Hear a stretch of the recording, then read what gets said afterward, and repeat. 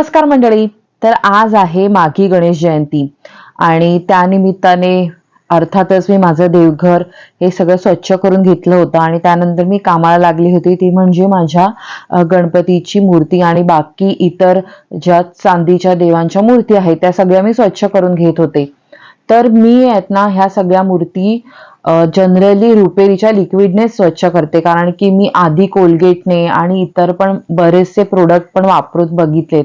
पितांबरीची powder सुद्धा लावून बघितली, पण रुपेरीच्या लिक्विडने जी चमक येते ना मूर्तीना ती कोणत्याच बाकी म्हणजे प्रोडक्टने येत नाही. त्यामुळे मी तेच लावते.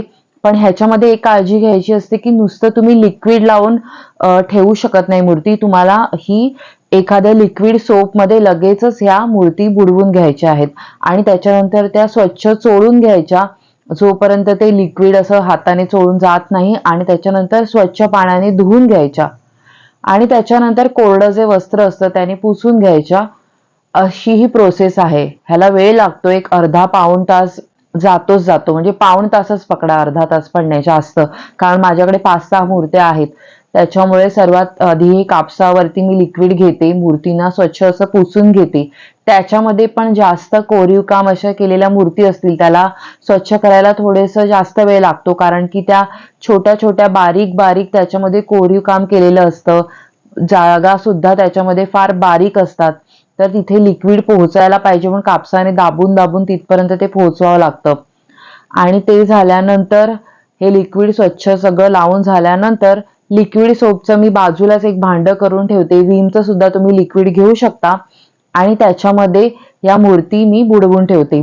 आणि मग सगळ्या मूर्तींना लिक्विड लावून झाल्यानंतर हाताने स्वच्छ चोळून घेते आणि मग स्वच्छ पाण्याने पुन्हा एकदा धुवून त्या कोरड्या वस्त्राने ह्या पुसून घेते.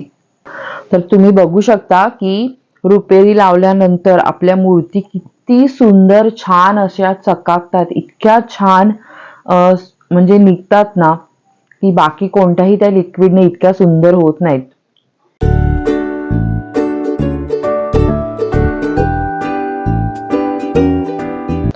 तर आज छान अशी मला पूजा करून घ्यायची होती. तर आज मी लाल रंगाचंच म्हटलं होतं. गणपती बाप्पांचा फेवरेट रंग आहे, अत्यंत आवडता रंग आहे, तर त्याच रंगाचं सगळी सजावट करायची. तर लाल वस्त्र मी सर्वप्रथम बघा देवाऱ्यामध्ये घालून घेतलं आणि त्याच्यानंतर स्वामींना ना मला पांढऱ्या रंगाचं वस्त्र घालायचं होतं, कारण की सगळं लाल केलं ना तर स्वामींना कॉन्ट्रास्ट कपडे घातले तर ते जास्त उठून दिसतील, जर सेम कपडे घातले तर तेवढे जास्त उठून दिसणार नाहीत. म्हणून मग मी असं ठरवलं की कॉन्ट्रास्ट म्हणून आपण त्यांना व्हाईट रंगाचं, सफेद असं पांढऱ्या रंगाचं शुभ्र असं वस्त्र घालायचं. आणि बॅकड्रॉप साठी ना हे नवीन वस्त्र मी आणलेलं होतं. तुम्ही बघू शकता असे छान वेगवेगळे कलर्स आहेत त्याच्यावरती, रेनबो कलर्स, आणि छान अशी त्याच्यावरती शिंपल्यांची डिझाईन आहे. तर ते मी बॅकड्रॉपला मागे लावून घेतलं आणि बाकी सगळी मग देव वगैरे छान अशी मांडणी करून घेतली.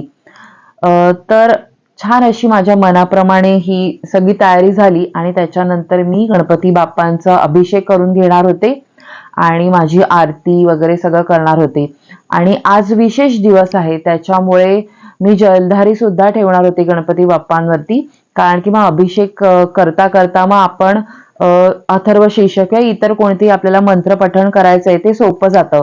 जलधारी समोर ठेवले की आपला मग सतत हात बिझी राहत नाही की आपल्याला पुस्तक वाचायचंय किंवा मंत्र पठण करताना जर आपल्याकडे हातामध्ये जपमाळ असेल तर आपलं दोन्ही काम जलधारीमुळे सोपं होतं. तर जलधारी मी माझी पूजा करून झाल्यानंतर लावणार होते. तर तोपर्यंत ना मी तुम्हाला काही महत्वाचे गणपती बाप्पांचे जे मंत्र आहेत त्याच्याबद्दल माहिती देते. तर बघा मंडळी, गणपती बाप्पाचे अनेक मंत्र आहेत आणि आपल्या मनामध्ये हाच प्रश्न असतो की गणपती बाप्पाचा असा कोणता मंत्र आहे जो सर्वात जास्त प्रभावशाली आणि शक्तिशाली आहे. तर ओम गम गणपते नमहा हाच मंत्र आहे जो सर्वात जास्त शक्तिशाली आणि प्रभावी आहे. तर भगवान गणेशाच्या ऊर्जेचे आवाहन करून आपल्या आयुष्यातील कोणतेही अडथळे किंवा ज्या काही आपल्या आयुष्यातील त्रास असतील ते दूर करण्यासाठी हाच मंत्र हा सर्वात जास्त प्रभावशाली आहे. याशिवाय विद्यार्थ्यांना जर आपल्या कोणत्याही परीक्षेमध्ये आपल्याला यश मिळावे असं वाटत असेल किंवा आपली बुद्धी जास्तीत जास्त वाढावी असं जर वाटत असेल तर ह्या मंत्राचे जास्तीत जास्त पठण त्यांनी केले पाहिजे.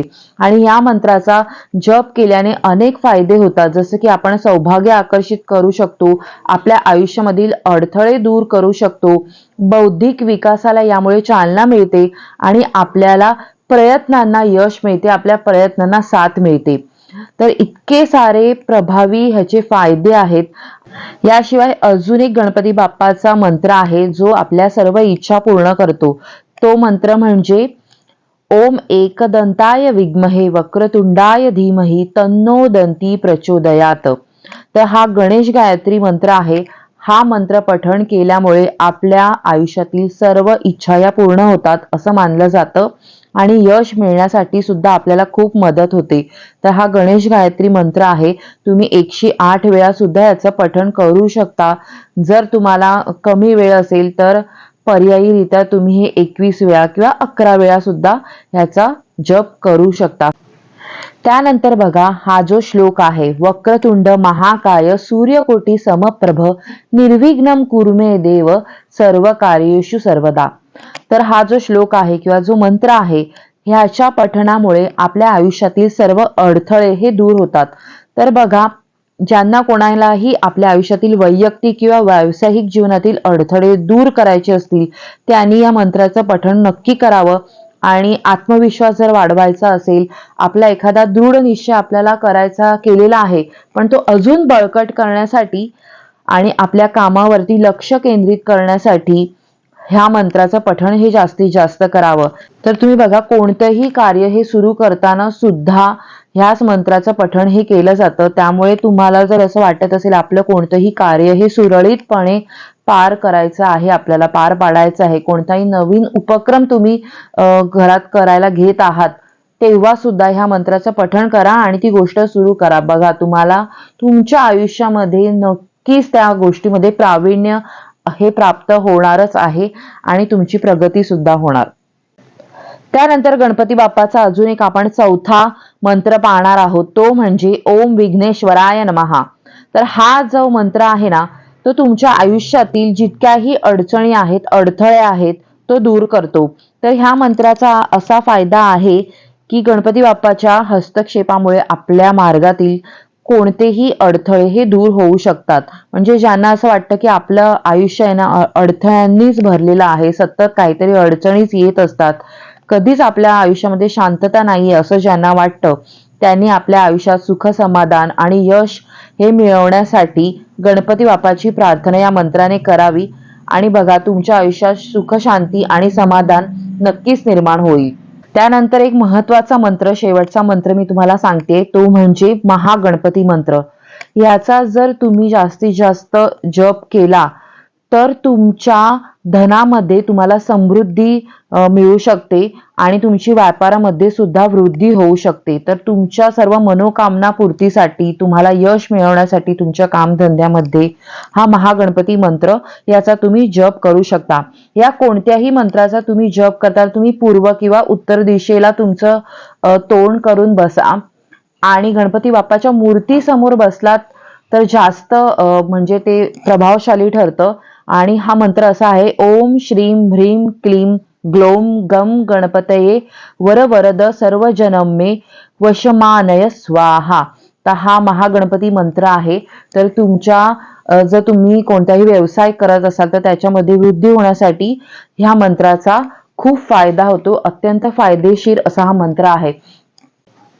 आणि आज तर अत्यंत महत्वाचा स्पेशल असा आपल्या गणपती बाप्पांचा दिवस आहे, ज्याला आपण गणपती बाप्पांचा वाढदिवस म्हणून सुद्धा त्या दिवशी साजरा करतो. तर गणेश जयंती हा माघ महिन्यातील शुक्ल पक्षातील चतुर्थी तिथीला येतो आणि या दिवशी आपण गणपती बाप्पांचा जन्मोत्सव साजरा करतो. या दिवसाला तिलकुंद चतुर्थी असं सुद्धा म्हणतात.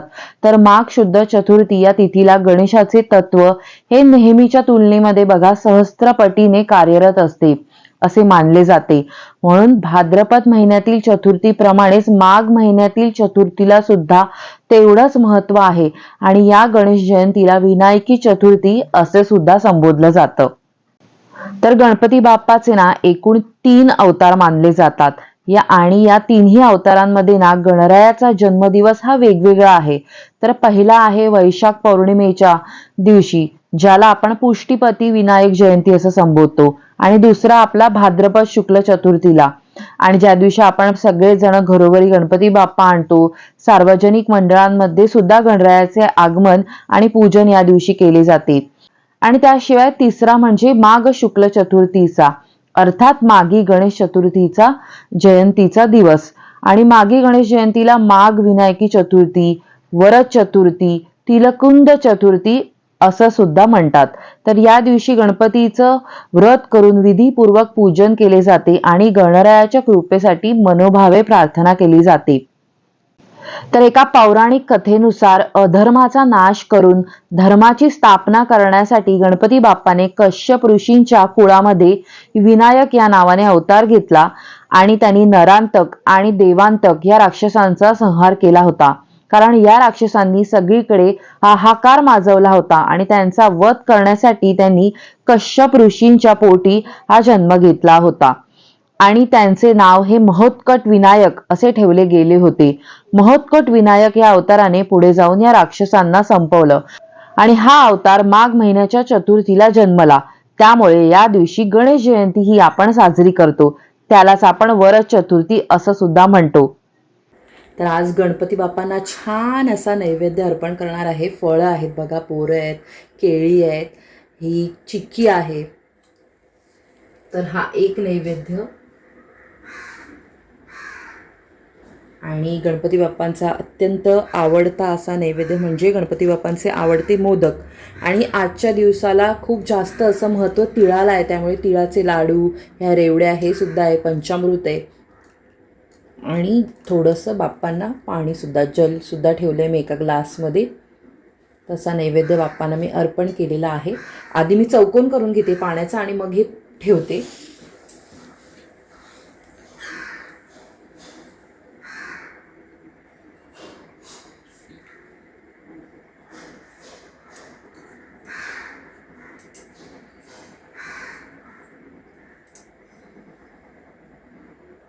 पया समर्पयामि,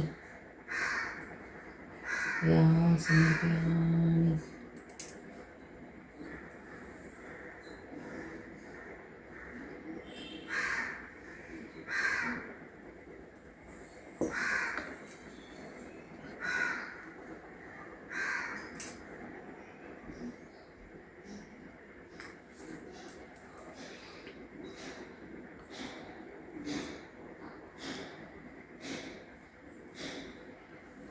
पया समर्पयामि, पया समर्पयामि.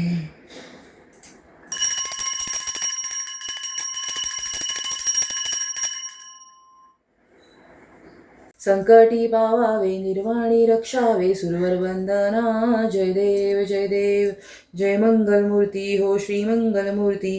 दर्शन मात्रे मन कामना पूर्ती. जय देव जय देव.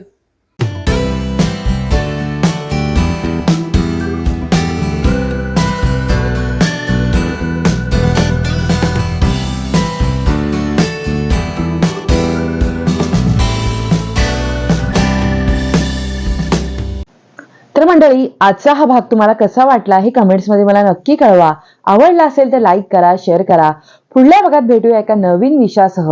तोपर्यंत लोभ असावा. धन्यवाद. गणपती बाप्पा मोरया, मंगलमूर्ती मोरया.